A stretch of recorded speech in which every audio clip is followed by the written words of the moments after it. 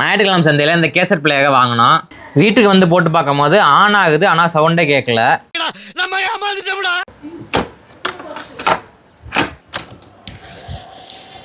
சுற்றுற சவுண்டும் கேட்குது, ஆனால் ஸ்பீக்கரில் வந்து எந்த சவுண்டுமே கேட்கல. நம்ம கலட்டியே பார்த்துக்கோம். கலட்டுறதுக்கெலாம் கொஞ்சம் ஈஸியாக தான் இருக்கும். என்ன குறுகுறுன்னு பார்க்குறேன். ஐயாக்கெல்லாம் ரொம்ப பழசாக இருக்குது. கழட்டும் போது இதை பிடிங்கிட்டு வந்துக்குச்சு.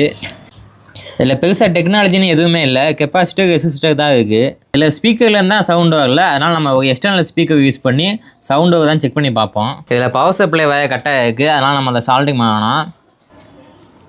இந்த சால்டிங் என்ன நம்ம யூஸ் பண்ணுறது நிறைய வீடியோவில் பார்த்துருப்பீங்க. இதை பற்றி ஒரு தனியாக வீடியோ வேணும்னா சொல்லுங்கள், போட்டுக்கோம்.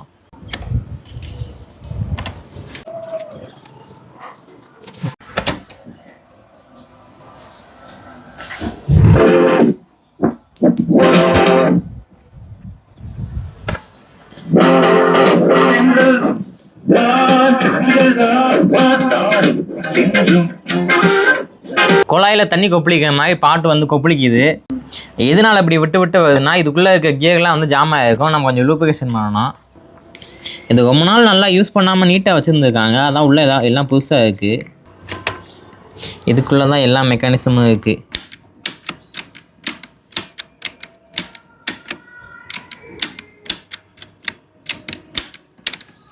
பெல்ட் வந்து நல்லா தான் இருக்குது. நம்ம ஸ்ப்ரே பண்ணாலே ஓரளவு நல்லா க்ளீன் ஆகிடும்.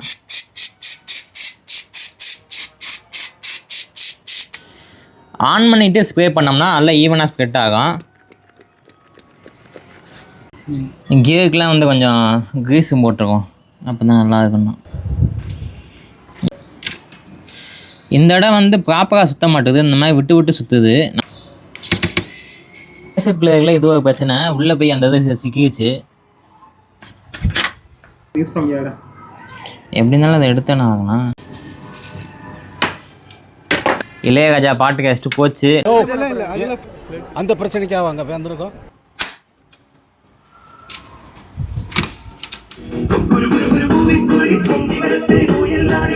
இதை வச்சுட்டே நம்ம பாட்டு கேட்க முடியாது, வேறு ஸ்பீக்கர் போட்டு தான் ஆகணும். இதே மாதிரி ஸ்பீக்கரும் கிடைக்கவே இல்லை, அதனால் வந்து நம்ம இந்த ஸ்பீக்கர் போடுவோம். இதோட சவுண்ட் குவாலிட்டி கொஞ்சம் நல்லா இருக்கும். இதையே போடலைன்னா இதோட ஹைட்டு வந்து ரொம்ப அதிகமாக இருக்குது, இதை வந்து மூட முடியல. இதுதான் கரெக்டாக இருக்குது.